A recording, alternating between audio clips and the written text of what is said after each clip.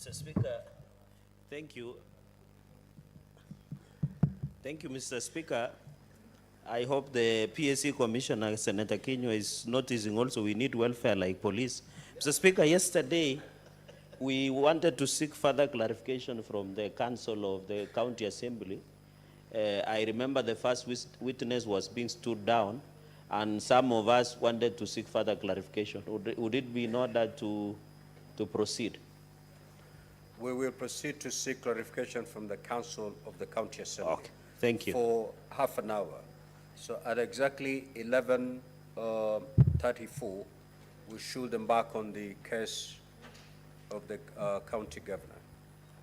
Mr. Speaker, through you, yesterday I wanted to know from the pleadings that the County Assembly, through their council, read by Mr. Ndegwa, which of course, one of the issues I wanted to know in the pleadings, it was never indicated whether an invitation to the governor of Meru was sent out during the impeachment proceedings at the County Assembly of Meru. So I would want to know whether there is a proof to that effect, because I have seen the pleadings and submissions that have been made. If Mr. Ndegwa and the team, the youthful councils, could provide. Mr. Speaker, the second point is whether the councils, in case the governor was invited to appear before the County Assembly, whether there were any communication to that effect, where she got the receipt of that appearance, and whether it was confirmed. So, Speaker, finally, to the councils of the County Assembly through you, whether there is any evidence that was tabled before the Meru County Assembly to challenge the motion of impeachment, because that is where the charges are aired, and Senate is either to appeal or not the charges that have been done at the County Assembly, whether there is any evidence to challenge, whether there was an evidence to challenge the motion of impeachment against Meru Governor at the County Assembly. So, Speaker, and finally, there was an argument over the Office of the Auditor General report, where the reading of the Constitution and the feeling of some of members, Mr. Speaker, through you, felt that the fact that the OAG has generated a report, the Office of the Auditor General, can it be quoted as a legal document, or can it be used persuasive in any of the pleadings or any case that is before the House? So I would want to know the opinion of Mr. Ndegwa and the County Assembly and the Youthful Council, whether that one can be taken into consideration. I thank you, Mr. Speaker, sir.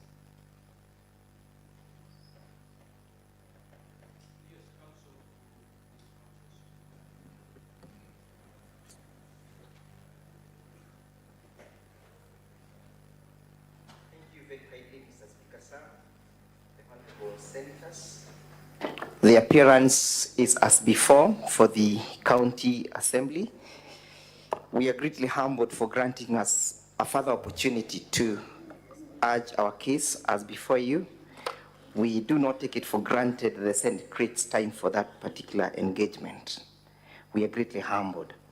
In response to the inquiry by my learned friend, Mr. Chergei, the Senator, I refer you to Volume 4 of the County Assembly documents, where we have the index and description of the document that we have filed. At page 55, if Honorable Senators, you are with me, at page 55 of Volume 4 of the bundles by the County Assembly, you find a notification of the impeachment motion dated 31st July. This notification was issued by Honorable Zipporah Kinya, MCA, and the Deputy Majority Leader.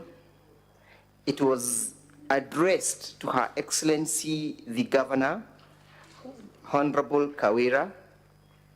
It was notifying her of the pending proceedings before the County Assembly. Of course, Honorable Senators, permit me to indicate to you that this was pursuant to Honorable Lady Justice Njarene findings in Meru's High Court in the first impeachment that the mover ought to notify personally to the intended respondent, who is the governor. Equally well, at page 56 of the same document, volume 4, Honorable Senator, my learned friend Mr. Charugei, page 4, volume 4, page 55, which you've just dealt with. We are now turning to page 56, where you find a letter from the County Assembly of Meru, the Office of the Speaker. The letter is dated 31st of July. The same is addressed to Her Excellency, the Governor, Honorable KUTHIKIIRA. It's an invitation to respond and appear before the County Assembly for the removal from office of the Governor of Meru County pursuant to the motion. The same was prepared by the county, by Ayub Bundi, who is the Speaker, and it was duly served upon the Governor, where she acknowledged receipt by stamping on the said document on the same date, 31st July, at 4:16 p.m.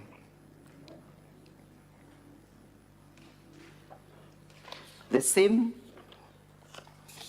was supported by an affidavit of service. The first one is dated the 31st of July. Honorable Senators, you find that at page 59 of the same bundle. It is deponed by one Benson Kenywa Ngure, who is a duly licensed process server and equally an advocate of the High Court of Kenya. At paragraph 2, 3, 4, and 5, he deposes how he effected service at the office of the governor. Of most interest is paragraph 2, where he says that on the 31st July, I was instructed to serve Her Excellency the Governor of Meru County, Honorable Kawira Mwangaza, with the invitation to respond and appear before the County Assembly via a letter dated 31st July 2024, reference as MCA/JC/1 volume 1/24, together with the hard copies of the late notice of motion by Honorable Zipporah Kenya, seeking the removal from the office of the Governor of Meru County by way of impeachment. That letter, Honorable Senators, referred thereto or therein is the letter that you find at page 56 of the said document. That is what Mr. Benson is deposing to have served. Equally well, Honorable Senators, at page 64 of the said document, you find another affidavit of service deponed by Joel Maitehia Mturukonga.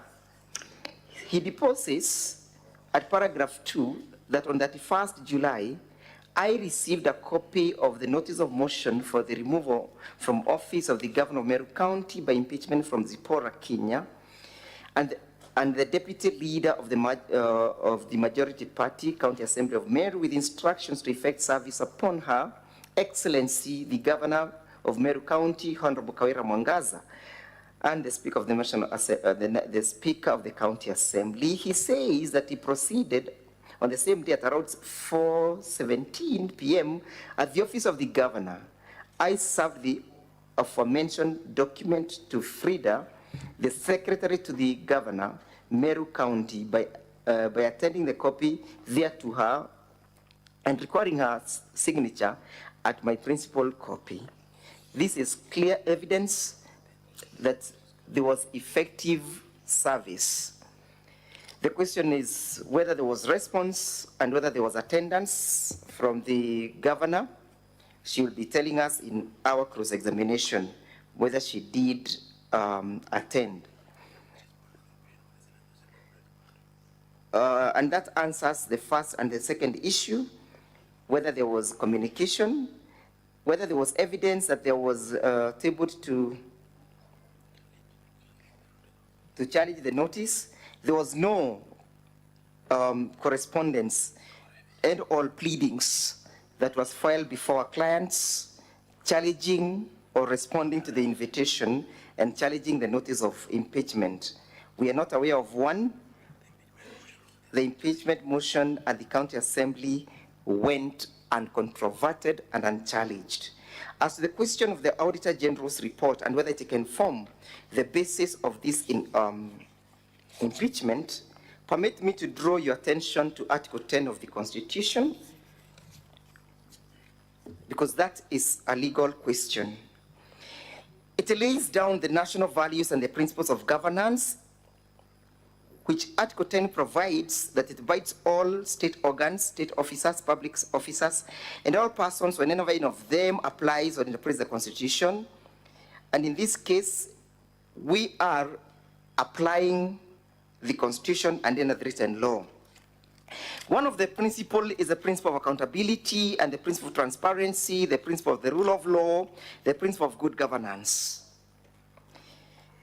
When you go to the article establishing the office of the Auditor General, the Auditor General comes in to scrutinize and to lay effect to the implementation of Article 10, whether there was accountability, whether there was transparency, whether the rule of law was followed in public expenditure.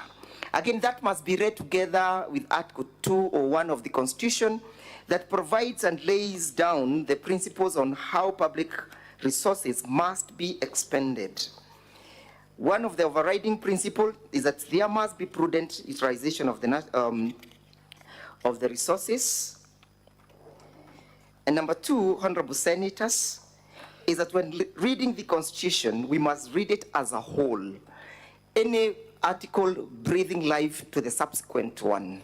That is to mean, honorable senators, that if an office has been established by the Constitution, an office such as that of the Auditor General, it must be seen as a complementing office that is complementing the principles laid down under Article 10, pursuing the doctrine of transparency, the doctrine of accountability, the doctrine of the observation of the rule of law, the doctrine of good governance.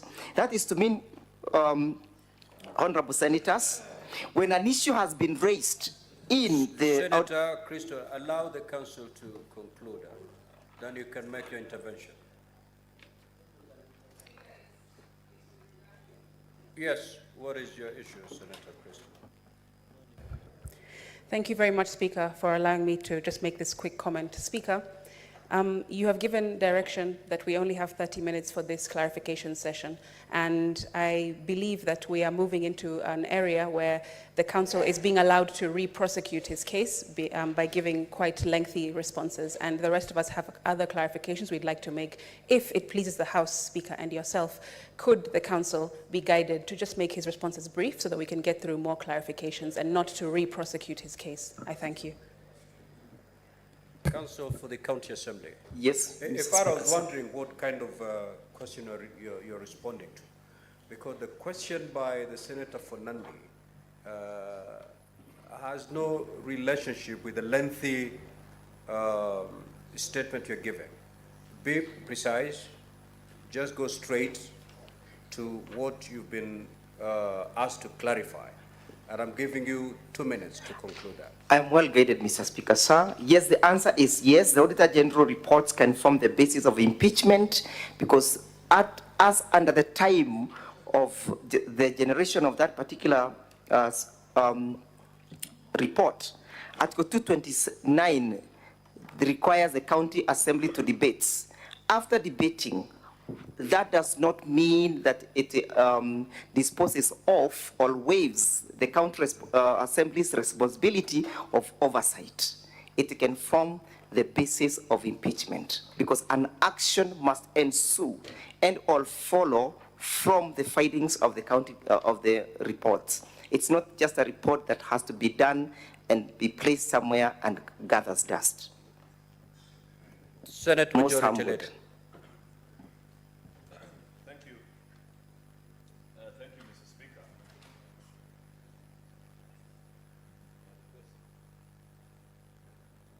Approve. Mr. Speaker, and you know, just as a point, we have to move away from this Stone Age practice. I hope in the next impeachment process, we will go digital. This is unfair to the climate. Look at this, every senator will. Anyway, just a simple clarification, Mr. Speaker. Part of the documents I've spent a lot of time reading are documents from the public participation, because I wanted to hear what the people of Meru are saying, because this is about the people of Meru, Mr. Speaker. And I'd refer the Council for the Assembly to their document, Volume 5, this very huge, voluminous document before us. Mr. Speaker, the reason I did this is I just wanted to understand, and I'll be satisfied if the Council can even just point me to any of the documents they have presented, because it will help me to form a correct opinion. Because listening to the Council yesterday in his opening remarks, he alluded to, and this has been captured as part of the documents they presented on page 11, 1334, on views of members of the public supporting notice of proposed motion to impeach Governor of the County Government of Meru, the Honorable Kawera Mwangaza. And one of the main issues that keeps coming up, I had the Council speak about it.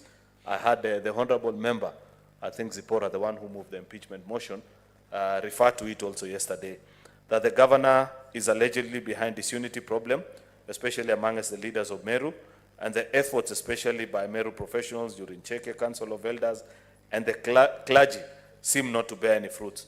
That doesn't concern me much, because, you know, at leaders level, Mr. Speaker, there are many reasons why we disagree. But as an exit to this problem, last time we made our conversation, we had requested, just the last point, Mr. Majority Speaker. Leader, you have not more than 2 minutes to seek the clarification. The 12th paragraph of that process is that the governor is alleged, paragraph 11, the governor is alleged to frustrate the process of reconciliation between her, the deputy governor, and the MCAs. This featured prominently in their case and submissions. Is there any document that they can point out to us, Mr. Speaker, to confirm that indeed there have been efforts to do this, but the governor specifically frustrated them? I'd be satisfied even if just told, go to this document and see this. Thank you. County Assembly, 1 minute. Thank you very kindly, the Majority Leader. The voluminous document that you see contains the report and the analysis that came or accrued from the processes of the public participation. We have voluminous evidence where the members of the County Assembly say that yes, there has not been fruitful results from the process or initiated for reconciliation. Some of them are yet to give us the reports. For example, the Njarene that you referred to is yet to give its findings as to the current existing status, whether there has been reconciliation or not. In any case, Mr. Speaker, sir, the public participation is quite different, and the views of the public are quite different from the views of perhaps of those who may be wanting to reconcile. And reconciliation efforts perhaps may also be evidenced by the fact that I've noted in Governor's response that individuals have even moved the President, His Excellency the President, to dissolve the Meru County. That is the indifference, that is a conundrum, whether it should then be dissolved or we should deal with the problem at hand. I'm most obliged. Senator Olekena.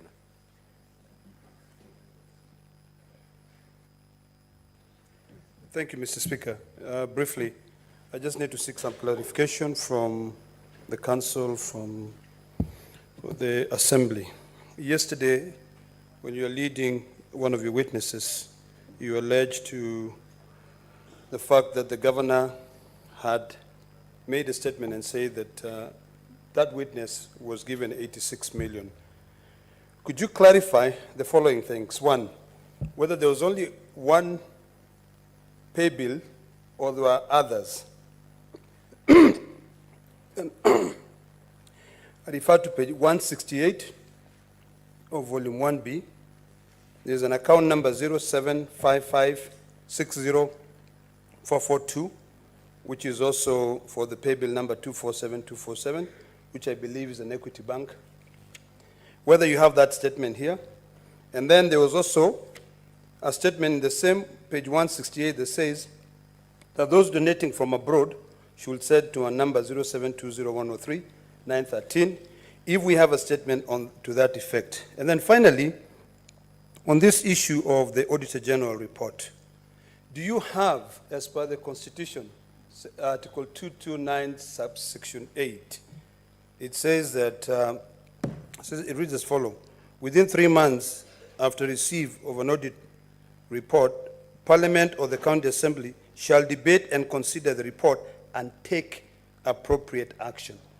Do you have any report, maybe I missed it out, where the County Assembly of Meru debated on the Auditor General findings and took appropriate action so that we can be able to look into it? Or did you just take the Auditor General report and submitted it as part of your case? Thank you, Mr. Speaker.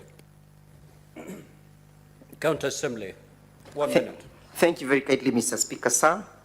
The witness who testified, Irene, who is the window to the deceased, confirmed before the Assembly that there only existed one account, and as to whether the money that was being sent from abroad was ever uploaded to the same account. In her examination in chief, she led the House to the evidence that 115,000 shillings that had been generated found itself to the pay bill, and that you find it at page 301 of volume 2, where all the money from that particular number, which was registered in the name of Judith, was eventually credited to the said account, and the credit is reflected as that of 115,000. And the number that was responsible for collecting of the 100,000 shillings, 1,015,000 shillings, appears on the governor's bundle of document, labeled as Volume 1B, at page 168, I beg your pardon, marked as KM20. The number is registered as that from those in diaspora sent to this number, that is 0720-103-913, registered in the name of Judith. That is the number reflected in our bundle of documents statement at page 301. So all the money had one centralized mechanisms of management and only one pay bill. We'll be asking her to give evidence as to the whereabouts of the other millions when her time comes. As the question of the Auditor General, whether it has been debated, the same was generated on the 20th of June 2024. And the motion before the Assembly is dated the 31st of July. Debate is yet to take effect at the County Assembly. But the question is, was there a transgression that was notified or noticed by a constitutional organ? And if yes, how do we proceed to deal with that legal transgression? Senator Omtata.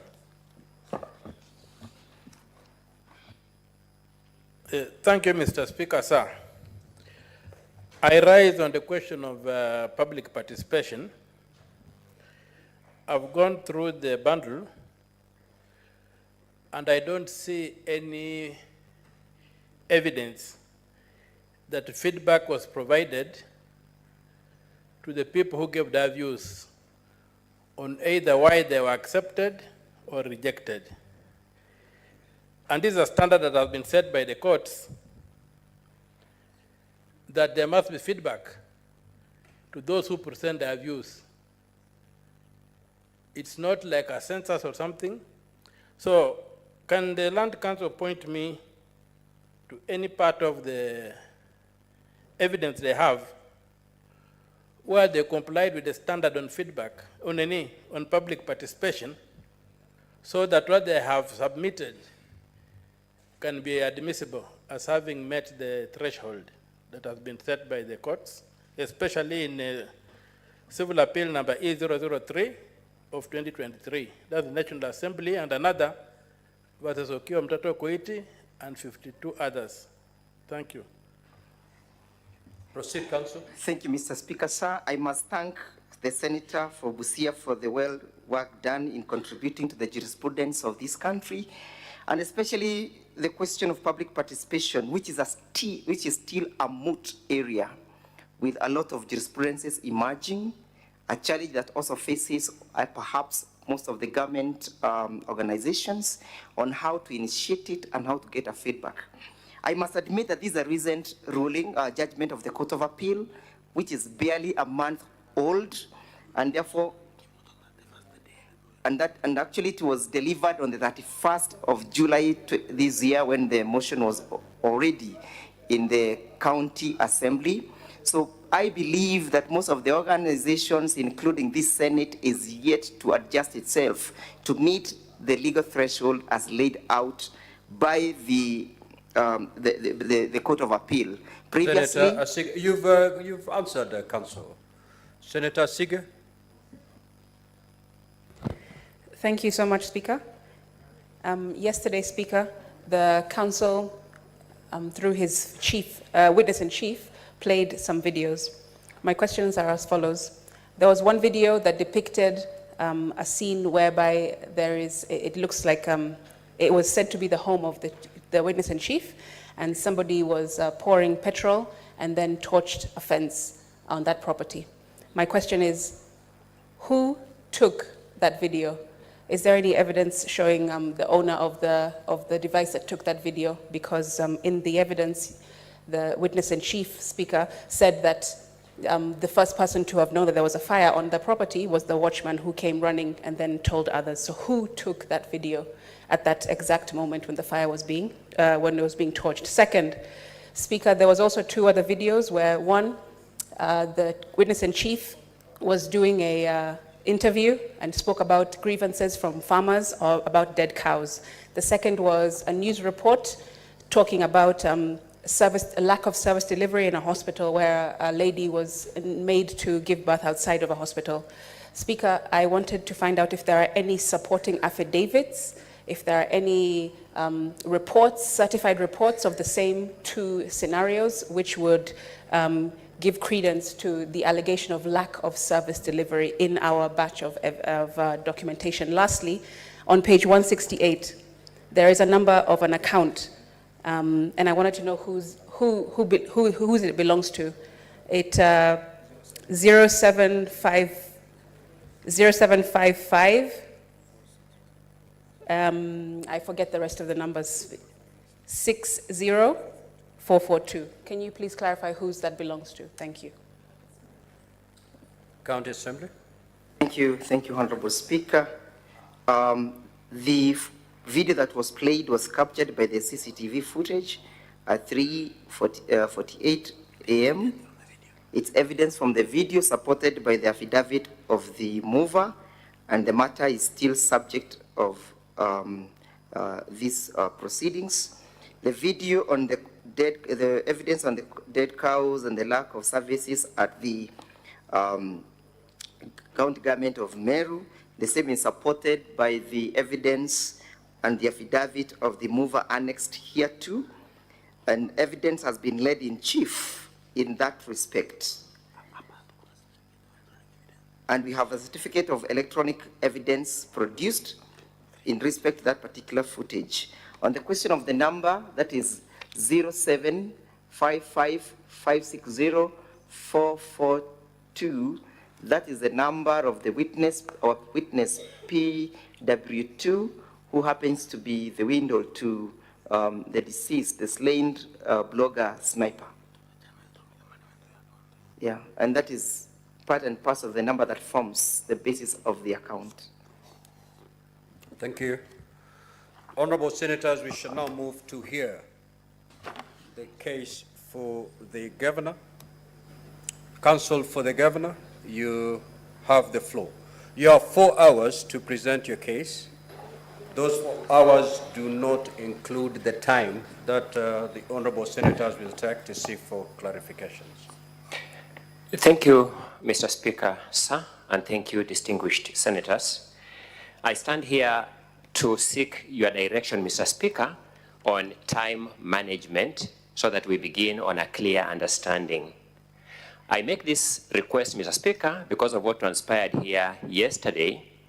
When the Assembly made their case, they spent 3 hours and 10 minutes on the evidence of their first witness, essentially leaving the official time of 4 hours with a balance of only 50 minutes. The net effect, Mr. Speaker, is that the governor's team was completely disadvantaged throughout yesterday, and I'm certain that the senators who were here last night could see how we struggled to wriggle within the limited time. We therefore beseech you that we give directions on time management, and we propose as follows, Mr. Speaker. We ended up using 6 hours yesterday for the witnesses for the Assembly. Out of these 6 hours, 2 were given to the governor's team with no opportunity for extension, and 4 hours and 10 minutes were given to the Assembly team. It therefore follows that the Assembly got 2/3 of the time yesterday, and the governor's team got 1/3 of the time yesterday. We beseech you that in tandem with the principle of equality of arms, the governor's team gets 2/3 of their time today, and the Assembly team gets 1/3 of the time today in advance of commencement of the proceedings, so that every party decides how they want to use or play about with their time, and when they run out of their time, it is their own making and they take the consequences. If that direction finds favor with you, Mr. Speaker, sir, the 4 hours you have given us today translate to 240 minutes, 2/3 of which is 160 minutes. We urge that from the very outset, you direct that the governor's team has their 160 minutes, which they will decide how to use, and the Assembly team has the balance, which translates mathematically to 1/3 of the 4 hours that you have given us today, and they will decide how to use it. So that if any party wastes time, they are wasting singularly their own time and not the adverse party's time. I make this plea, Mr. Speaker, precisely to underpin the principle of equality of arms, because the Hansard of this House will bear me out. The Assembly got 2/3 of yesterday's time. The governor's side got 1/3 of the time yesterday. Once you give that direction, Mr. Speaker, I will then give you how we intend to distribute our time and how we are going to go about calling our witnesses. I humbly submit. Now, Counsel for the County Assembly, we need not debate on issues of time. You know exactly what happened yesterday? Yes. You were given 4 hours. You took 3 hours and 10 minutes. I am on a different position that I also wish your guidance so that you can just do it No, smoothly. on time, it's squarely in my hands. So On time just is squarely on sit your as I give hands. directions on That's the- correct, Lord. Yeah. Please do. Take your seat. Mr. Speaker, sir, yesterday proceedings, one Linda, who is a legal advisor, who was a legal advisor, alluded to a fact of forgery of her, a document that is purported to have been issued by her. Mr. Speaker, I'm making an application under Section 65 of the Evidence Act that for purposes of establishing the truthfulness or lack of it of that claim, which is grievous, that this Senate does order the bearer of this document, that is Governor Kawira, to produce the original copy of the same before the close of business so that we can have a look at it. Counsel for the County Assembly, let us allow the governor to present her case, Most obliged. and then we will be able to handle each issue I am well guided. being raised Most at the obliged. time it's being raised. Most obliged. Counsel for the governor, you may proceed. Indeed, the County Assembly will have a third of the time allocated, just like it happened yesterday. Proceed. Thank you so much, Mr. Speaker, sir. I therefore be ceding ground to my colleague, Mr. Robert Mutembei, to put on the stand our first witness, Mr. Ibrahim Mutwiri Kerimi. I urge that the said witness be presented on the stand.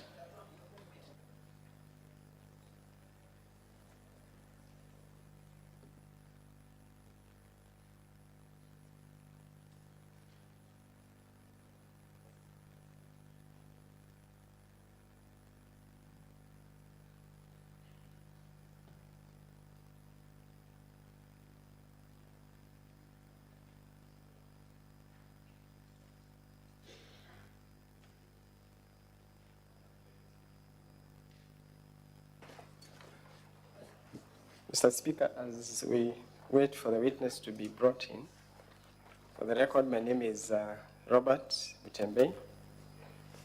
I intend to take about 20 minutes on this witness.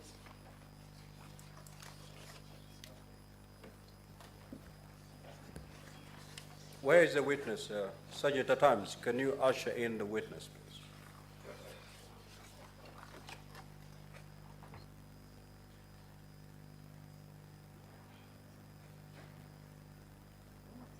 Secretariat, may you administer the oath?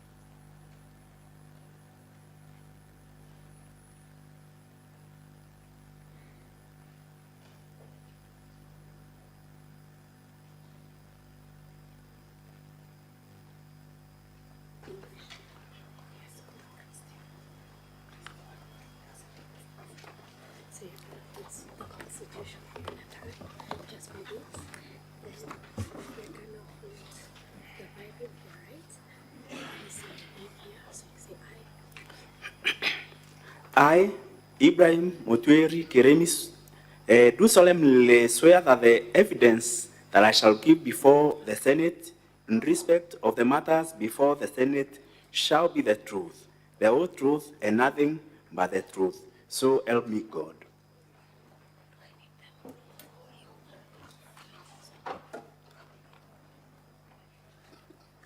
Mr. Ibrahim, could you kindly introduce yourself to the House?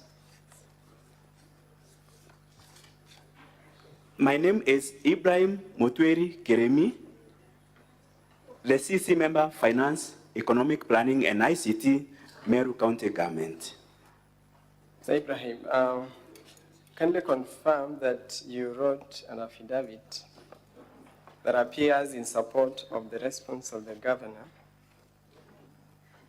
and that is your signature on the affidavit. Yes, I do confirm that this is my affidavit signed by me in support of the governor of Meru County Government. You wish to rely on this affidavit as your evidence before this House? Yes, I do. The affidavit is signed on 16th of August 2024. It appears from page 30 to 35 of volume 1 of the governor's response. Ibrahim, let's just go straight to what has brought you here in light of the time that we have. Have you read the impeachment motion that has been brought against the governor? Yes, I have. Specifically, have you read count 3, which largely talks about financial issues, most of which have been the subject of discussion yesterday and today morning? Yes, I have, and particularly on manual payroll and alleged irregular payment of allowances to doctors. Very well. So let's go to the motion, count 3. I just want you to look at the grounds under that count. The first one reads irregular payment of emergency call allowances to doctors and medical officers using the wrong rates, contrary to sections 45 and 46 of the Anti-Corruption and Economic Crimes Act and others mentioned there. And the second one reads use of manual payroll, contrary to section 6.7.6 of the County Financial Accounting Reporting Manual. The wordings of those grounds, do you recall where else they have been picked from? Yes, I did. I can report that I have interacted with similar wordings that have been, this motion or these wordings have been picked directly from the office, the report of Auditor General for the Meru County Executive for the year 2022, or financial year 2022-2023. And the same report is also produced in the County Assembly Exhibit of Documents at page 347. So you confirm that you are saying that these very grounds that form part of count 3 have actually been plucked from the audit report in the same manner of wording? Yes, the Auditor General report for the year, for the financial year 2022-2023. So I want you to demonstrate that this audit report is not unique and doesn't raise unique issues. So people would be wondering, what is so wrong in this audit report? Are there peculiar issues in this report? So I want us to go to that report and particularly read for us the opinion of the Auditor General. This report at page 341 of the Assembly documents, volume 2,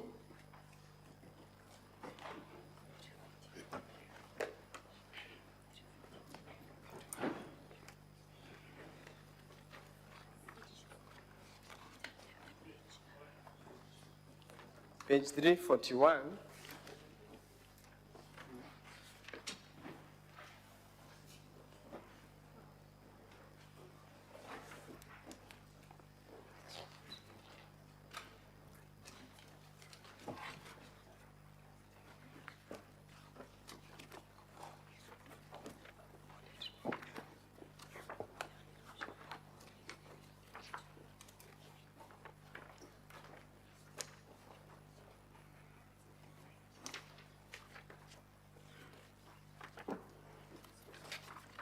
Sorry, it is at page 333. It starts at page 333 of volume 2, exhibits into support of the impeachment motion.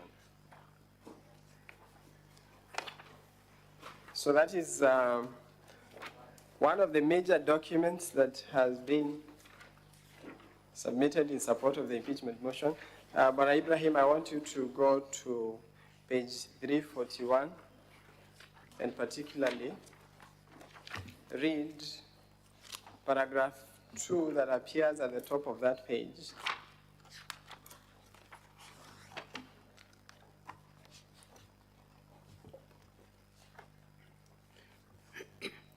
Yes, I will read.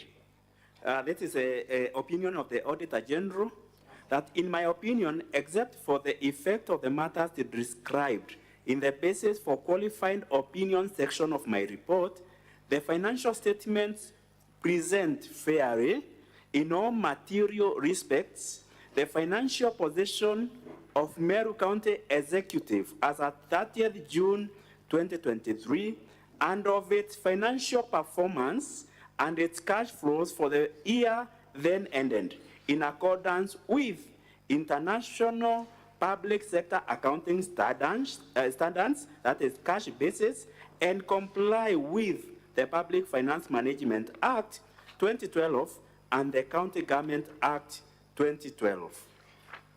Okay, if you remember the wordings of the impeachment motion, you recall that the motion accuses the governor of violating those very laws that the Auditor General confirms that the county executive has complied with. Is that true? True, that is very true. Okay, perhaps you could enlighten this House on the nature of opinions that would ordinarily be rendered pursuant to an audit report. Oh, thank you, Honorable Speaker and Honorable Senators. There are a number of audit opinions that an auditor may give, given the kind of a financial statement he or she has come across. One, there is unqualified report. Unqualified report means that the documents that have been provided and the financial statements do agree. Then the next is qualified report. Qualified report means that the documentation that has been provided and the financial statements do agree. However, there are just some minor items or matters within the report. Then there is adverse report. Adverse report means there are quite a number of issues that do not agree. The financial statements and also the documentation that has been provided. Okay, then very well. there is a disclaimer of opinion. Okay, very well. Where does the opinion of the county executive fall? It falls in the qualifying report, and I will also explain. If you go if you check the Green Book by the Auditor General for the year 2023, you will find by the county executives in Kenya, there are 47. There is no single county executive that has unqualified report. However, 41 county executives have qualified report, and 6 have adverse opinions. In our case, Meru County Executive has qualified audit opinion or audit report. And you confirm that Meru County is not one of those 6 which have adverse opinions? It is not among them. And have you had a chance to also review audit reports of the County Assembly of Meru for the current year, for the previous years? Do they form the same opinion? Or yes, what is the nature of I have, and Honorable Senators and Honorable Speaker, if you check also from the Green Book for the county assemblies, County Assembly of Meru is within the qualifying reports. In Kenya, there are 3 county assemblies that have unqualified reports. Okay, however, County Assembly of Meru is in the qualifying report where the county executive of Meru is also in. So, Ibrahim, what you are telling this House is that there is nothing unique about the report of the county executive of Meru. There is nothing unique, and indeed, a qualifying report is, as I said, the documentation and the financial statements are agreeing. Okay, very well. I want you to tell us what would have been the recommendation of the Auditor General if there was something so materially in breach of the law. Thank you, Honorable Speaker and Honorable Senators.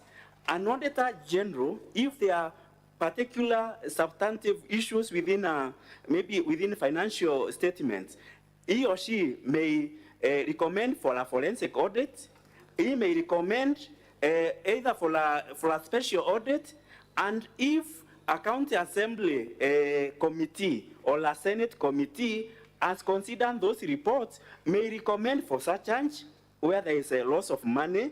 They may recommend for particular, like investigative bodies to take up the matter, or they may also reprimand a certain officer for any matter, any omission or commission within the financial statements. That satisfies it. So what you are saying is actually contained in the Public Audit Act, and I want you to just confirm that that is what you're saying at section 53 and section 54, and section 37 also talks about forensic audit. So just confirm that what you are explaining is actually what is in the law.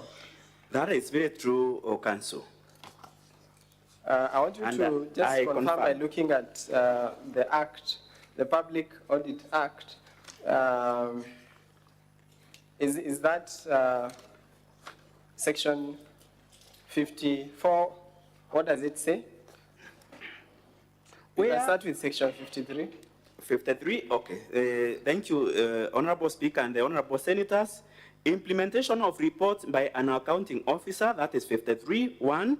The relevant accounting officer of a state organ or public entity shall, within 3 months after Parliament, has considered and made recommendations on the audit report, A, take the relevant steps to implement the recommendations of Parliament in the report of the Auditor General, or B, give explanations in writing to the Parliament on why the report has not been acted upon. Okay, just stop there. Counsel for the Assembly started when he was answering the questions before the senators. I quote him, he said, action must ensue from the audit report. How does action arise from the audit report? Is that what you're reading at section 53? Yes, and these actions ensue from an audit report. I want to explain to Honorable Senate that an audit report by itself is not a final report. It must have, that is why a number of, the County Assembly or the Parliament must consider the recommendations or the opinion. In fact, the audit report is an opinion of the Auditor General. Why is it an opinion? It is an opinion because when the auditor was auditing the books, the time was limited. It was, in fact, the audit is just a sampling. It's not a forensic or a complete audit. So there must be an event after the audit report for a complete investigation of matters where a number of them are dropped and other issues or other matters are taken up by other institutions. So what you're saying is that the submission of the audit report in itself is not the end of the audit process. Indeed, it is not, and that is what this provisions is putting. Have you ever been summoned by the County Assembly to shed light on the audit report? For this particular audit report for the financial year 2022-2023, I have not. Okay, very well. Let's go to the issues that have been raised in those two counts we have made reference to. There is the issue of the manual payroll. So why was there a manual payroll used for that period? Maybe you could explain very briefly what leads to the use of a manual payroll. Honorable Speaker and Honorable Senators, a manual payroll means an individual has been paid outside the system, that is the automated system, that is the IPPD. Okay, and so this happens. Okay, go on. It happens when an individual has been recruited before one is formally assigned the IPPD number, which does not end and finish with the county executive. Before he or she get that number, then he or she, for him or her to get that So, okay, just to cut you short, who gives the IPPD numbers? It is given by the Directorate of Personnel Management in the Ministry of Public Service in the national government. And have you produced evidence to show that the county executive actually actually applied for these numbers and how long it takes? In fact, in the evidence that I have provided. So, Honorable Senators, it is, the evidence is in volume 1B of the governor's bundle of documents from page 190, page 183 to 184. From page 183 to 194. So the documents contained in those pages, what do they show in summary? Very briefly, what do those documents reveal? Okay, let me begin with page 183. It's KM28. It shows a request for personal numbers by the Department of Public Service of the County Executive of Meru, which was done on 11th December, yes, 2023. When was the response received?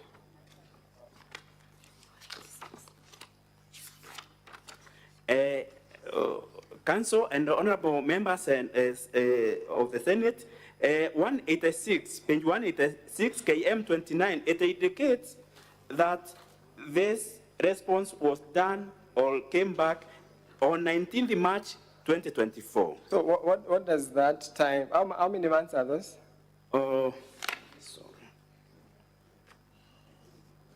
Okay, was it within a very short time? No, it wasn't Council. Okay, so you are essentially saying that it takes time. It takes time, and also to explain a bit further, for these are the newly recruited officers. For the officers that are coming from other state agencies, it may even take a year or even more time, because for them to be cleared, for instance, if that officer under mortgage with the other institution, for them to release that data, it might take even a longer time. Okay, very well. That supports your evidence on the delay.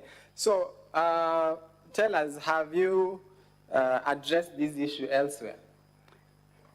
Yes, this matter was also in the audit report for the financial year 2021-2022, where the county executive appeared before the County Public Accounts Committee of the Senate. And did you write a response to the Senate on that very issue? Yes, I wrote and even explained myself. Yes, is it the response that appears on page 180 to 182 of volume 1B of the governor's documents? Page 180 to 182 of volume 1B of governor's documents. Is that the response you're talking about? Very, very true. In fact, it begins with the invitation of it indicates. We can leave the details, but I just wanted you to confirm that you were actually were invited to by the Public Accounts Committee of the Senate. Absolutely, now, so yes. And what is the current status? Is that an issue in Meru County as we speak? In fact, from the information and evidence, this matter has since been resolved from the 1st of April, 2024. Okay, so and 1st of April, that means that this issue was resolved even before the impeachment motion before this very house. Absolutely so. To the best of your knowledge, was the county assembly informed of this resolution of the manual payroll issue? It wasn't, because this matter is appearing in the audit report for the financial. It's also appearing in the audit report for the financial year 2022-2023. If the Public Accounts Committee for the County Assembly, if they had invited the county executive to address these matters in the audit report, they would have certified themselves. Okay, so you mean to say that this issue was resolved And it is the very issue that the Assembly wants the governor impeached on. Very true. And have you seen the issue elsewhere in the County Assembly? Yeah, the County Assembly also, not all, this matter, to explain, it's not a matter unique to only the County Executive of Meru. It is also a matter that also has appeared in the 2021-2022. If you peruse that audit report, you will find that the County Assembly of Meru and a similar issue. Okay, so that appears at page 247 to 326 of volume 1B of the governor's documents. Now let us go to the issue of the doctors' pay. The governor has been accused of paying doctors' allowances illegally. And as you said earlier, that issue has been picked from the same audit report. Now, what was the basis of making this payment? Thank you, Honorable Speaker and honorable members of the Senate. This matter arose from a return to work formula it was an issue that arose. This formula, or the return to work formula, is dated 18th April 2017. There are correspondences that are made by the Ministry of Health concerning the matter, what they resolved, so and what they agreed. And so then the same is copied to the Council of Governors. Okay, sorry to cut you short, but the correspondence you're talking about, is it the correspondence found in page 327 to 330 of volume 1B of Governor's documents? Is that the correspondence confirming that the County Assembly, the County Executive of Meru was actually within the law in making that payment? Absolutely so. So those are the documents that you wish to rely on to confirm that payment? Very true. Page 327 to 330 of volume 1B of the governor's documents. Okay, let us then move on to, but before we move on from there, so this issue that you are saying relates to payment of doctors relating to the CBA of 2017. Are you familiar with the recent developments relating to doctors' strikes and the implementation of this CBA? Oh, okay. Let me make some explanation. It's a belief that, or it's a practice that a CBA runs for 4 years. However, if there is no other subsequent CBA, that similar CBA runs until another CBA is arrived at. The one that I'm aware of, there is in April, there was an agitation for improved remunerations to the medical field, and there was a return to work formula, and that CBA is the one that I can quote. You're talking about the strike we saw recently. Very true. And the Assembly has also produced a video of doctors striking on basis of that very implementation of the CBA. Are you referring to that strike? Yeah, the one that was agreed in April this 2024. So do you find it in good faith that these two issues are being brought before this House to impeach the governor? In fact, what I know, and it is an HR practice, is that once a benefit has been given or confirmed, you can't go back and retract that benefit unless it is done the same way that communication was done, or the SRC, which is a body that is taxed with the remunerations, also issues a notice. So what you would have seen is a similar communication, the way it was done to retract those benefits to the doctors. Okay, very well. Let's go to the last issue. You have also mentioned in your affidavit that there were frustrations that the executive faced in coming up with the budget for 2024-2025. So very briefly, would you tell us why you wrote to the Controller of Budget? The letter that you wrote appears at page 344 of volume 1B, page 344, volume 1B of the governor's document. So I want you to very briefly tell us why did you write that letter? Okay, thank you, Honorable Speaker and Honorable Senators. I wrote this particular letter when in our budgeting process, we made a CFSP as touched by the PFM Act 2012. We submitted to the County Assembly, which then went beyond and it went beyond the timelines that are set by the PFM Act. It went beyond other key considerations that are set by the legal provisions. So at that particular time, that is when I wrote to the control budget seeking an advice on those issues. Okay, so the documents you've relied upon are from page 336 to page 344. So, has the County Assembly implemented the memorandum that was arrived at between the Executive, the Assembly, and the Controller of Budget? It is important that I give some information to this Honorable House what happened. For the sake of time, I just want you to confirm whether just very briefly explain what happened after you came up with the memorandum. Okay. After coming up with a memorandum that was negotiated between the Assembly and the County Executive, we made a budget estimate because that memorandum was supposed to inform that budget estimate. The budget estimate was submitted to the County Assembly, which they approved as per the memorandum. However, after the approval of the budget estimate, then I was supposed to make or draft an appropriation act to appropriate that budget estimate, which I submitted to the County Assembly. So after you submitted, did the Assembly change that appropriation bill?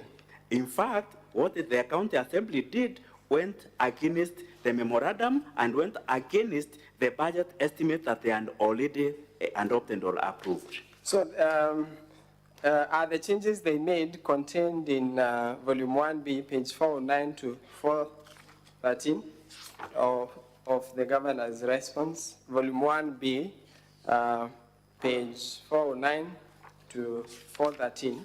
You confirm those, just briefly mention whether those are the changes that you are talking about.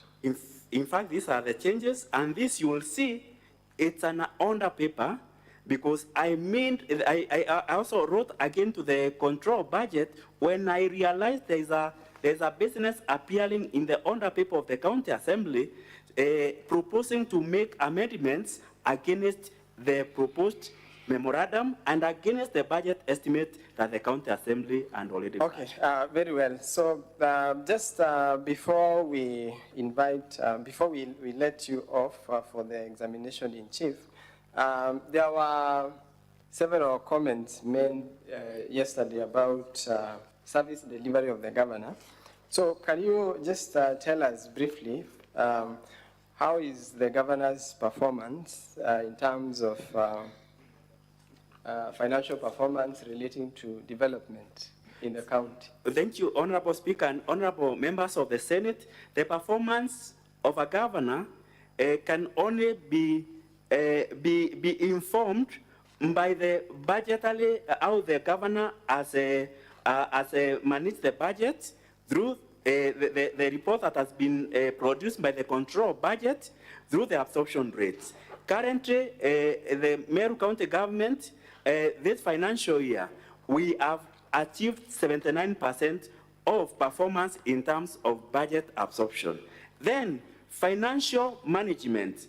The only person who can be able to measure the performance or financial performance of a governor is the report of the Auditor General.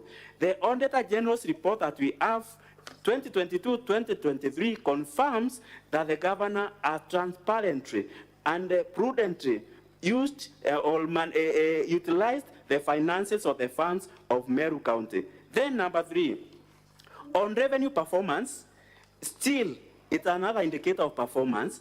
The only report that we can rely on revenue performance is a report from the Commission on Revenue Allocation. We have not seen any adverse report from the CRA. We have not seen any adverse report from the Control of Budget. We have also not received any adverse report. What we have is a qualifying report from the Auditor General. Okay, that would be all for this witness. Thank you, Madam Speaker.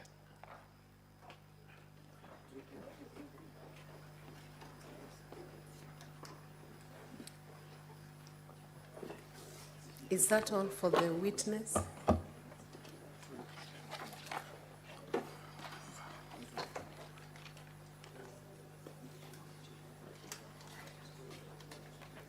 Yes, Madam Speaker.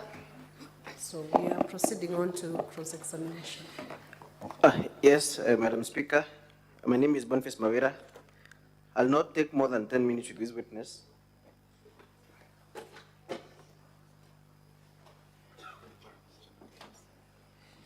You may proceed. Mr. Ibrahim, I want to take you straight to your affidavit, the one that you have filed. Specifically, at paragraph 26. Are you there? Yes, Councillor, I am. You say it is notable that the County Assembly has also faced a similar problem. This is the issue of manual payroll, correct? True. For which year? Okay. Which year from the Which witness statement? volume are you relying on? That is volume 1, Madam Speaker, the governor's response. 1B or 1? Volume 1, the response. Volume 1. Okay. The witness's witness statement Okay, proceed. at page 33. Which years are referenced in that statement? 2020-21 and 2021-2022. So was the move of the impeachment motion a member of the County Assembly then? She wasn't, but the purpose... She wasn't, The correct? purpose is to show... Question. It's a yes, no question. No, She was not a member of the County Assembly. she wasn't. In fact, was the current Speaker of the County Assembly, was he the Speaker of the County Assembly then? She wasn't, and the same case, from 2017, we said there were manual Mr. Witness, just answer payroll, my questions. Just answer and the governor was not in office then. The governor was not in question. Yes, this is just But this relates to the County Assembly, correct? It is. Council, Yes. allow the witness to answer the questions. without Madam Speaker, I'll seek your interfering. guidance because this is cross-examination, and I put a yes/no question to him. Let him respond. He will have an opportunity during the examination to clarify anything that might arise out of cross-examination. Proceed to respond to that question. Okay. Council, the information relating here, it doesn't mean that this is just a background to show that this matter is not only unique to the county executive. I and appreciate is that, why- Mr. Witness. I appreciate that, but my question is, this is for before the general elections of 2022, correct? Correct. And the evidence you've adduced, that is the report.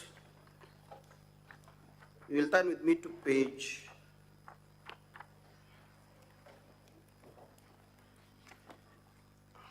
1B. The report therein also relates to the financial year 2021-2022. For the county assembly? Yes, Yeah, for the 2 years. for those 2 years. Yes. Before the life of the current assembly. That is correct. So, Mr. Ibrahim, is it your evidence then that the answer to that allegation by the governor is that one, even the county assembly did it? Because that is what I'm getting. Is that your defense? My purpose to There is no produce, question. Is that your defense? That This even the county assembly did it? Is that your defense? that is not my defense. Okay. Let us proceed. I'll take you to the letter at page 344 of the volume 1B, the governor's volume 1B, Madam Speaker.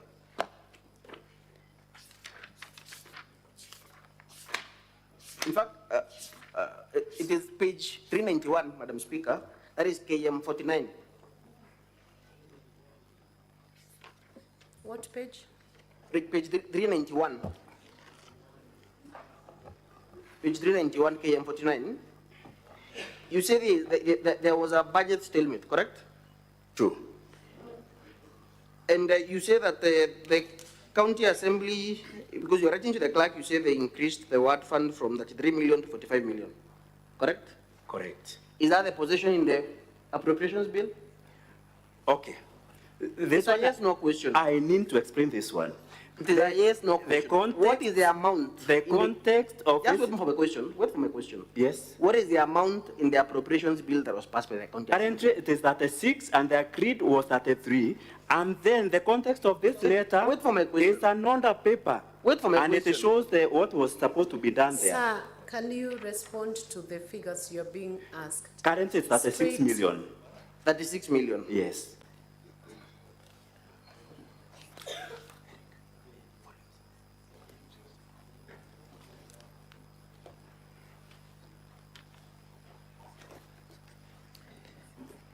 Madam Speaker, that is the appropriations bill is in the County Assembly's documents, volume 6.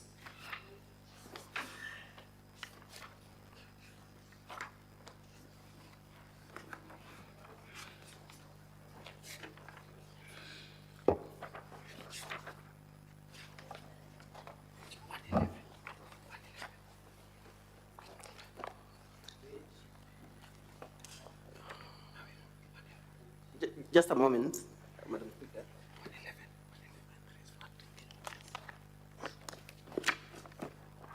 At page 111,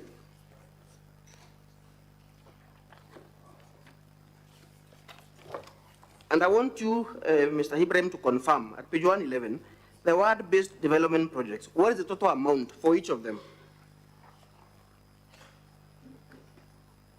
The last column on the far right. What is the total amount? 33, is it? Okay. What is the total amount? Is it not 33 million? Yes. Okay. Do you still maintain your answer that the correct amount is 36 million? Yes or no? Okay. That's 3 million. Okay. You concede that? Yes.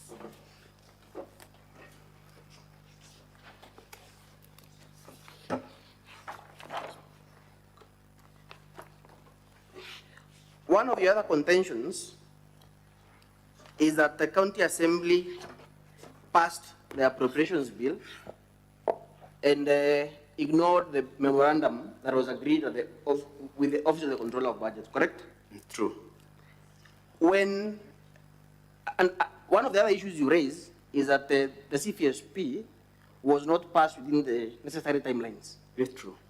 So is it your contention then, and this is a yes-no question, that if a CFSP, if the county fiscal strategy paper is not passed within the 14 days, then the executive can proceed to implement the same without the county assembly approval? That is not so. That is why I saw an explanation or an advice from the control budget. So even if the 14 days had lapsed, the county assembly could proceed to consider and make amendments as allowed under section 117 of the I made I sought an advisory and we were guided. So you agree then that the county assembly could still, after the 14 days, consider the CFSP and pass it with amendments? The guidance from the control budget, there is a letter there, It's a yes, and no they question. have been told. It's a yes, no question. They were Could the told. county executive proceed to implement it without county assembly approval? Yes or no? What? Come again? Could the county executive or the treasury that you had, correct? Could it proceed with the CFSP without county assembly approval? No, it couldn't. So the county assembly approval was necessary even after the lapse of 14 days. And that is why we were advised by the control budget as the county assembly was on wrong, but we were told for us to move, it was a stalemate. We need to come and agree together. Because the law allows that the county assembly can make amendments, correct? In fact, yes or no? The law says and the county assembly make amendments to the CFSP. It can make. So however, what is it? Wait for my question. If the county assembly could make amendments to the CFSP and indeed they made those amendments, why did the county executive bring those budget estimates without considering the amendments that have been done by the county assembly? There was a contention one. That is why. You agree there was a contention from both parties? Yes, from both parties. Contention by both parties. Ours was on the timelines. I need for my question. Honorable members, I need to explain because this is an You'll have an opportunity. You'll have an opportunity, Mr. Witness. A contention by both parties. By both parties, yes. So you will agree then that this deadlock was caused by the actions or inactions by both parties? Majorly by the county assembly. Granted. You breached the county assembly breached the timelines. Just wait for a question. Among other provisions of the law. Wait for my question. Do you have evidence that the entire budget for 2024-2025, the 12 billion, was subjected to public participation? Do you have that evidence in your volume? Okay, the budget. Yes or no?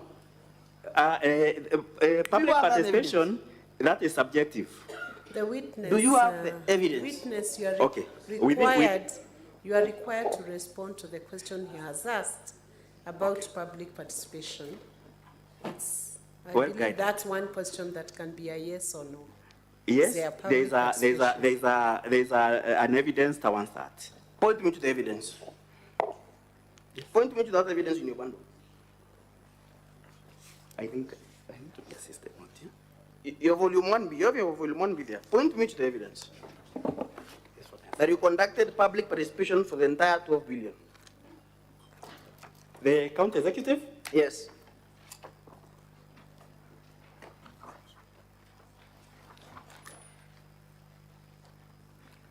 Council, your 10 minutes are over, but you have the discretion to use more minutes from your allocated timeline of 1 hour, 20 minutes. Very well. I leave it at that for this witness, Madam Speaker. We can take the next witness. Or they can, I will lead the witness for you want exam. More minutes? No, I think it is okay for this witness.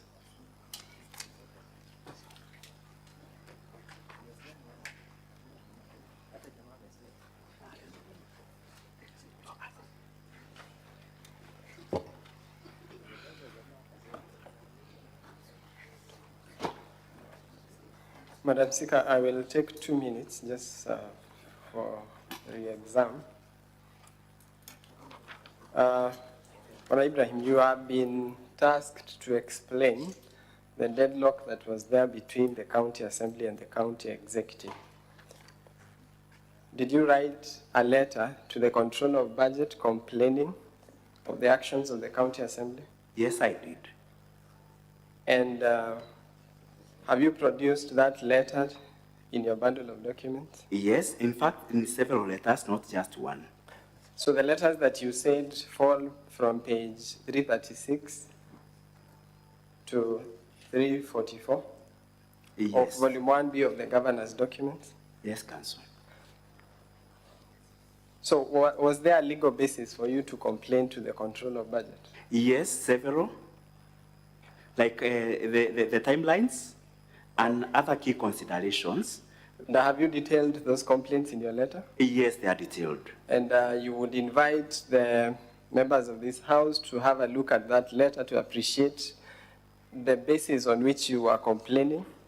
True, Council. And my last question, did you experience demonstration of good faith from the Assembly after the issue was mediated by the controller of budget? Yes, one is when Did the county assembly show good faith following the conclusion of the memorandum that you drafted, following the intervention of the controller of budget? It didn't. Why are you saying so? Because up to the budget, we went on very well. Then immediately after the budget, when we went for the appropriation bill, that is where things turn west. Because one, they went against the memorandum, and then number two, they took along almost 2 weeks before considering that appropriation. So you invite this House to have a look at the documents you have tendered in support of that claim to appreciate your evidence? Okay, that would be all, Madam Speaker, for this witness. Thank you. Thank you. So, Honorable Senators, we have this witness, and I have several requests to seek clarifications. We should use the least time to get clarifications from this witness. Senator Mutinda Tabitha Murray.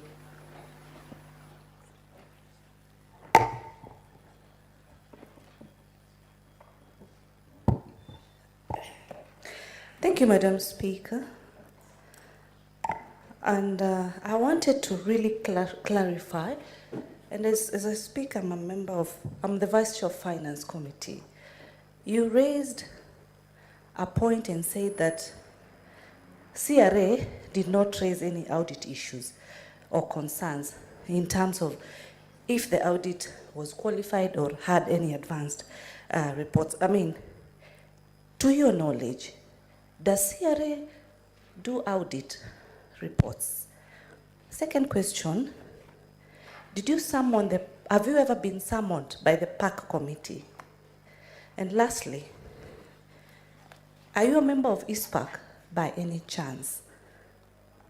And in finality, we have the CRF, not the CRF, but the County Revenue Fund, whereby issues have been raised in terms of the composition of the committee. And clause 6 of your act of the County Revenue, the fund, indicates that there needs to be a chairperson for that committee to be able to execute its mandate. So how are funds allocated, how are funds approved without the composition correctly of the said committee? Thank you, Madam Speaker. Unless you will proceed to respond. Okay, thank you, Honorable Speaker and Honorable members of the Senate. I want to clarify that I didn't say that CRA or Commission on Revenue Allocation ought to have made a report maybe on audit to say whether there was an adverse or not. What I said is Commission on Revenue Allocation makes reports on performance on revenue, whether a county has performed fairly or is the potential is its performance in terms of revenue, but not audit. So what I said is the performance of revenue collection can be well indicated or shown by the reports from the Commission on Revenue Allocation, because once in a while they say that County X did not meet its revenue thresholds or it performed poorly. However, it is not an OAG report. It's a report from the Commission on Revenue Allocation, and it is available on the Commission's website and portal. Then, number 2, whether I've ever been invited by the Audit Committee. The PAC Committee, the County Public Accounts Committee of the Senate, yes, invited us in, not very sure, but July, and we appeared. In July, we appeared, and on the audit of 2021-2022, I appeared. Then, yes, I'm a member of ISPAC. I'm a member in good studying.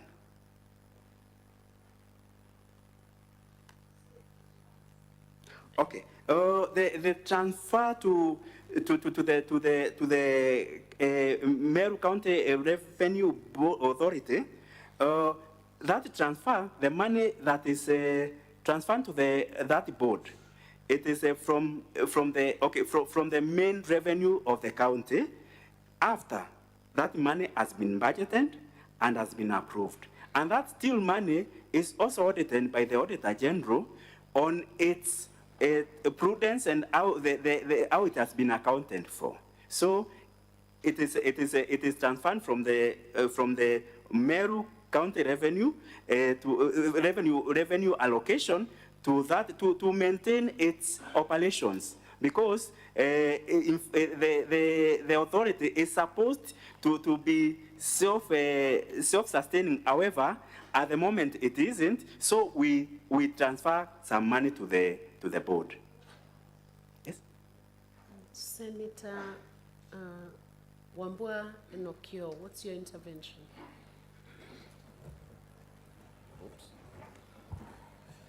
Thank you, Madam Speaker.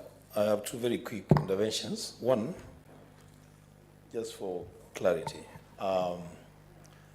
Witness said at some point things turned west.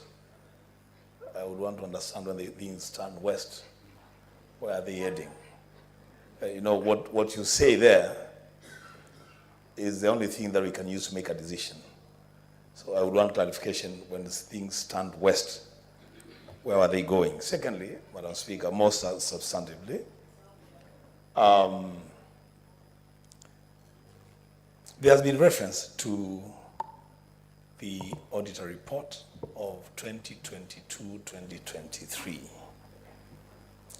And the witness did well when he made reference to Article 2298 on the processing of auditor reports. That those reports cannot be used as material evidence in any proceeding until and unless they are considered by the Assembly and Parliament. But then he went ahead and made serious submissions on the basis of the audit report of 2022-2023. So where should we stand? Should we stand on the basis that we cannot make reference to 2022-2023, and in which case then dismiss everything that you have said about your standing, or should we take what you have said as part of evidence in these proceedings? Respond, witness. Thank you, Honorable Speaker and honorable members. My reference to things turning west is in relation to the budgeting process, because we had a negotiating team that was that was superintended by the Office of the Control Budget, and one of the recommendations she had made is, after coming up with a memorandum, that memorandum becomes or forms the basis of our budget making. So that is where things, that is in as far as the budget making process is concerned. That is where I've said things stand west. Then I've referred to Auditor General report. To Auditor General's report 2022-2023, I'm not saying that it should not be referred to. What I'm only saying is, for this matter that is before the Senate on impeachment, if it would have been addressed in the committee of the PAC of the County Assembly of Meru, a number of things like manual payroll would not have found itself here. Because in that committee, we would have explained what we've done and the materiality of that matter, because we would have explained that this money that was paid through the manual payroll is money that has been budgeted, money that has been requisited to the control budget, and money that has been paid to individuals. It is not money that has found its way to other people, but you could even find the bank account. So it's not a material thing that should have even brought even an HR person to be reprimanded because of that, because it is a matter that is not so material. However, that is how I have referred to the Auditor General. So report, I have not said it shouldn't be referred, but for an impeachment, motion, I think if this matter was addressed at the PAC committee, they would even have gotten more information and more materials to support or not to support. Senator Njarene Samson. Madam Speaker, and I request the witness to be very brief. Mr. Witness, CPA, What is your ISPAC number? Number one. Number two, when you say CPA is 4 years, what is the legal authority or the policy of labor relations to give weight for you to say it stands 4 years? Number three, you have said that the spending of doctors' payment was within the legal authority and the CPA. My question is, how much was the budget in that financial year? If it was not there as a CPA, you know if there is a allocation as the PMF Act envisages, whether that reallocation was sought. And number three, whether supplementary budget was sought to effect those changes. And finally, in 1B, the memo that you are provided is unsigned. It is signed by only the chair. So how can we trust in this volume 1B, Madam Speaker, that memo that had been signed, the engagement, the part of secretary and chairman is not signed, nor is it stamped? Is it an authentic document that you will want to present to this House for proper consideration, considering that what the House is considering, Madam Speaker, is a very serious issue? Madam Speaker, if you can answer those 4 questions, I'll be grateful. You may proceed to answer those questions. Thank you, Honorable Speaker and the Honorable members of the Senate. My reference to CMBA 4 years, I may not authoritatively quote it, but I know it has been it has been termed by from HR quarters. I'm not an HR expert. I want to say that, but it has been always saying that a CPA runs for 4 years. That is what but I'm not an HR expert. Yes. Then legal authority on the legal authority of payment of that allowance or the medical allowances that have been awarded after the CBA. This Honorable Speaker and the members, this payment has not been done only in 2022, 2023. It began from 2017. So, honorable members, when that expenditure was introduced to the budget, that is when it accrued on the budget. So even in the forthcoming years, it has been incorporated into the budget. So it didn't require a supplementary budget last financial year because it is a payment that was confirmed from 2017. So it has been always been there. It has been provided within the budget. The memo on the 1B, I want to say, authoritatively, I want to own that memo. It is authentic. That memo is authentic.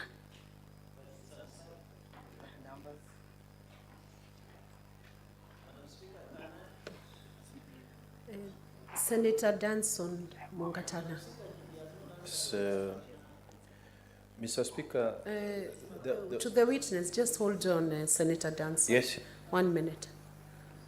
There was a question on your ISPAC registration. Oh, yeah. My ISPAC registration is 10955. Senator Danson Mungatana. Thank you, Madam Speaker. Madam Speaker, I was seeking clarification from the witness.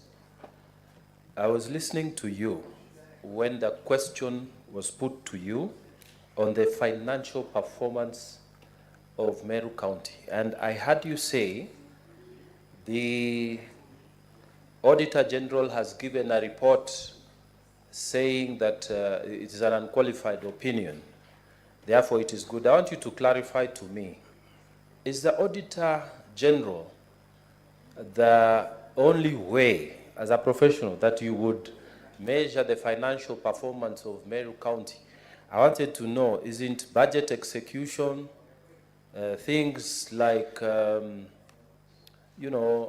performance, finishing on the projects and stuff like that, that would amount to good financial performance? And if so, please answer that question, because it will help us to make some decisions.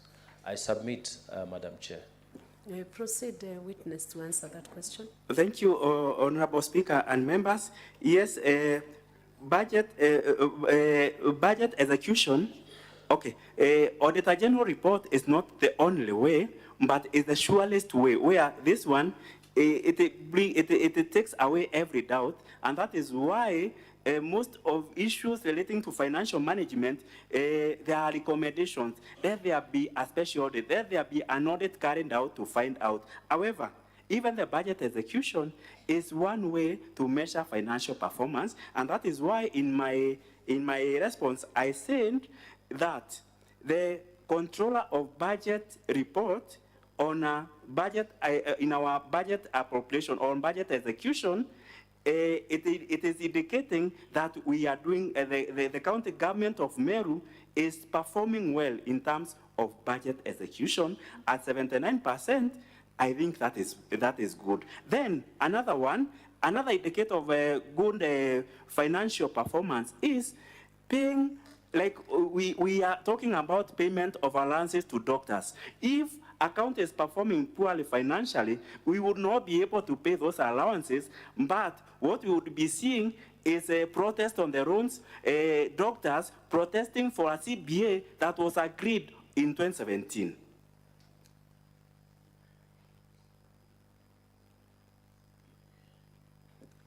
Those are all the requests we had on the board, so we can move to, it's not showing. Senator Kisang, you can proceed, but his name is not showing on the board. Clerk, check your system.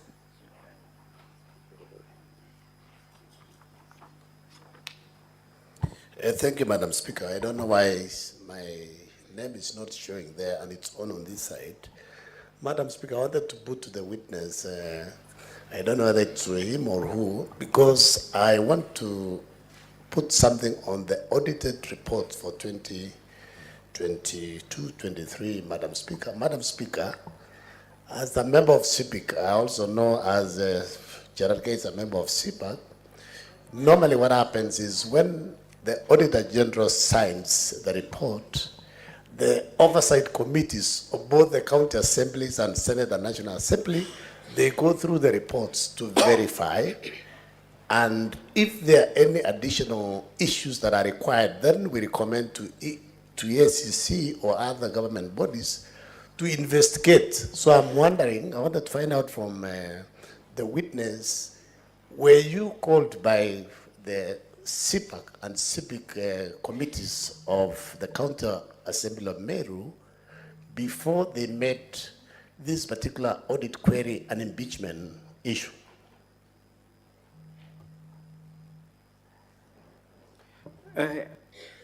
Proceed. Thank you, Honorable Speaker and honorable members of the Senate. I want to confirm and say that on the specific of audit 2022-2023, the County Assembly Committee on Public Accounts and Investment has not invited us. That is all for this witness now. There are no more clarifications from the senators. I hope there is no senator who's been left out. So County Assembly can call in the next witness.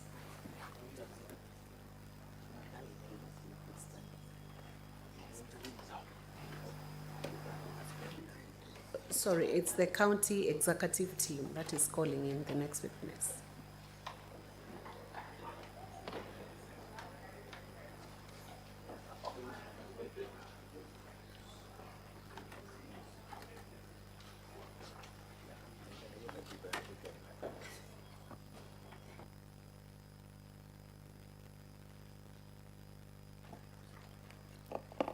Madam Speaker and honorable members, our next witness is Dixon Mon.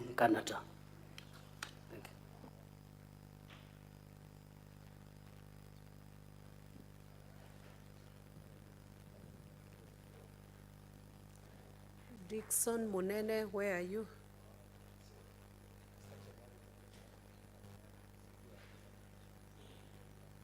County executive team, where is your witness?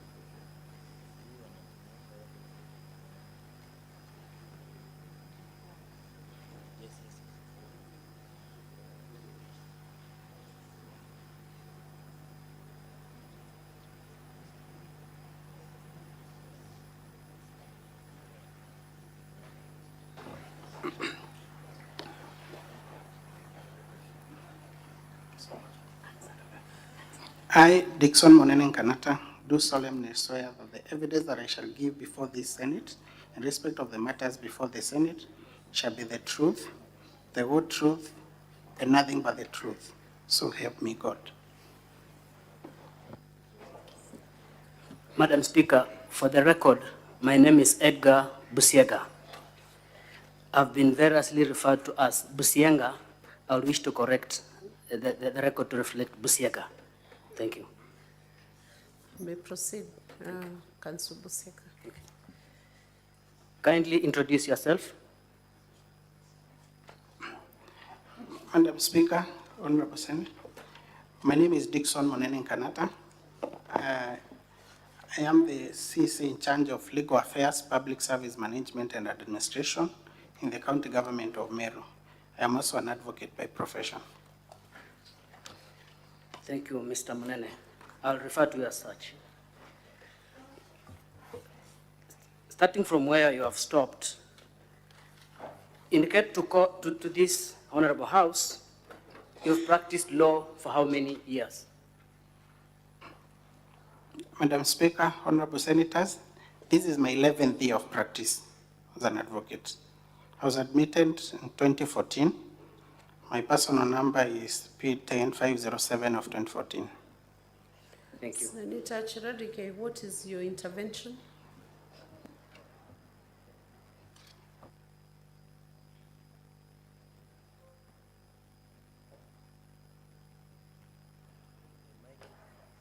Madam Speaker, perhaps if you could freeze the time during the intervention. Your time is frozen anytime there is an intervention. Can you give the mic to Senator Chiradike? Madam Speaker, understanding 104 on the declaration of interest, I don't know how will this one proceed because Council Busieka and Council Munena and myself were in the same class. So is it in order that the council and the witness should have declared the interest before proceeding so that the House is cognizant of the fact? Senator Chiradike, I believe you must be out of order because many of us were in class with so many other senators and many other people who are appearing. Unless you have special interests like being common shareholders within a company or other interests beyond going to school together.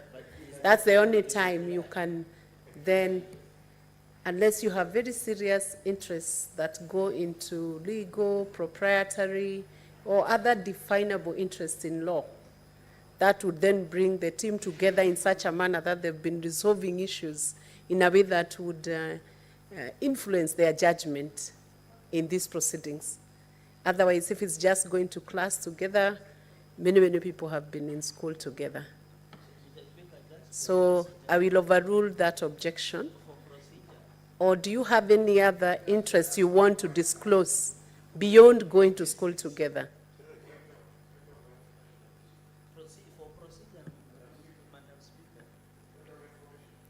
I have overruled just attending the same school or the same class as a common interest that would cause influence on the decision that will be made, unless there is another special interest that then would influence the decision of the senator especially. What is your point of information?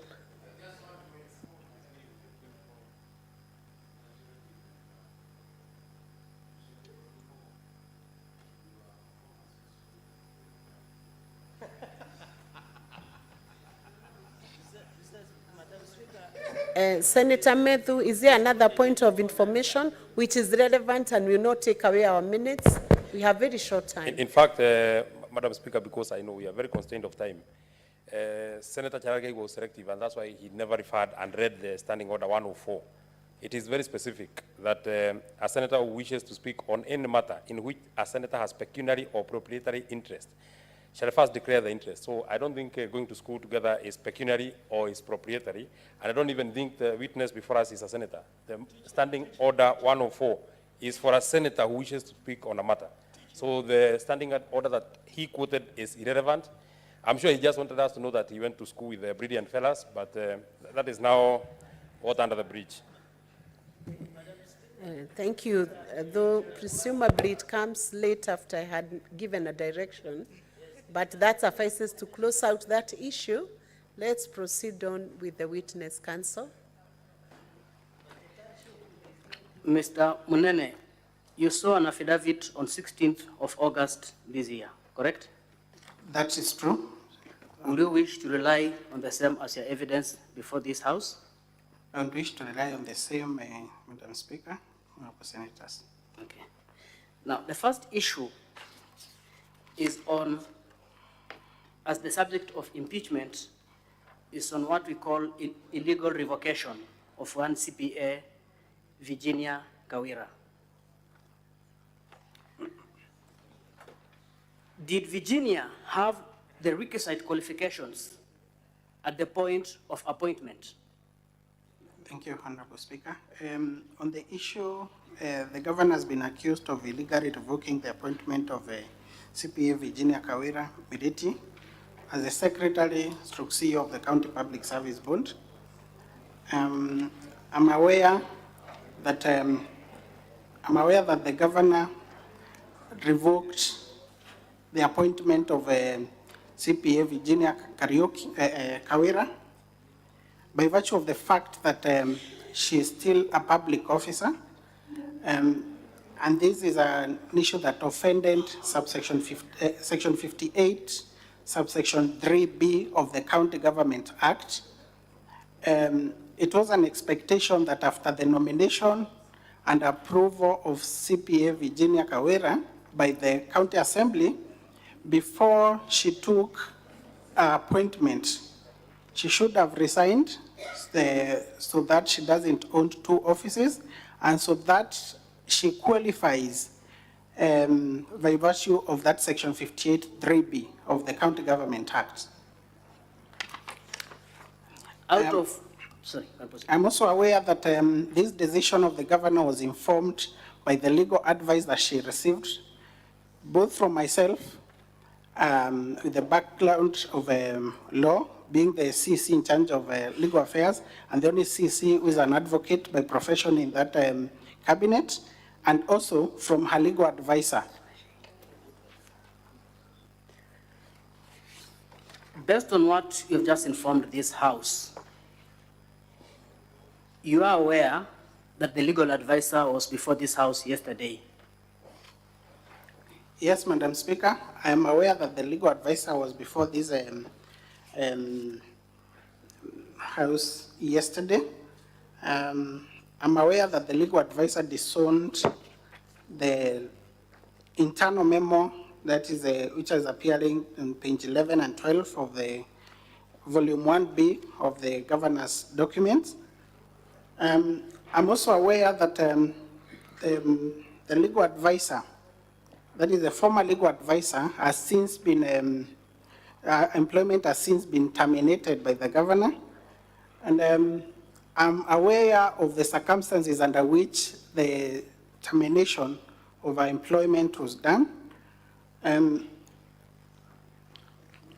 aware that there is a pending case between the legal advisor, the former legal advisor, and the governor in the Employment and Labor Relations Court.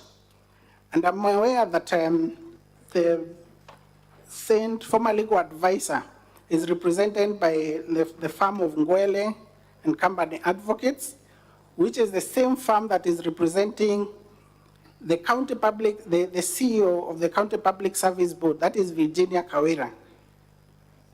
I'm aware they share the same advocate. I'm aware that in the documents filed in court by the former legal advisor, the Saint Virginia Kawira appears as the Linda Kiome's witness. So I would not be surprised that Linda Kiome would disown such an advice that she gave while still in office. Thank you. Will you confirm unequivocally whether she ever consulted you or shared with you this letter prior to tendering to Her Excellency the Governor? Yes, I confirm that we discussed the issue, I confirm that she delivered the letter to myself, which I delivered it to the governor. Yes, and I can confirm that thereafter, when the governor did a letter of termination, and the response, there was an advisory from the chairperson of the Meru County Public Service Board in reference to that revocation. Linda Kiome was not available to advise the governor on how to respond to such. I'm aware that we agreed that I look at the documents since we had discussed over this issue, and I advised the governor on how to respond to the response from Julius Kainga Mitu, the County Public Service Board Chair. I'm aware that the governor did this letter between page 13 to that running 13, 14, and 15. Honorable Senators, it's now 1 p.m. and I want first of all to notify the governor's team of their remaining time, which is 1 hour, 55 minutes out of the total time of 2 hours, 40 minutes. This will be reflected in the supplementary order paper that will be printed for the afternoon session. The County Assembly team will have 1 hour, 10 minutes out of their total time of 1 hour, 20 minutes. Honorable Senators, the session in the afternoon will resume at 2 p.m., not 2:30 p.m. So, Honorable Senators, it's now 1 p.m., time to adjourn the Senate. The Senate therefore stands adjourned until later today, Tuesday, 20th August 2024 at 2 p.m.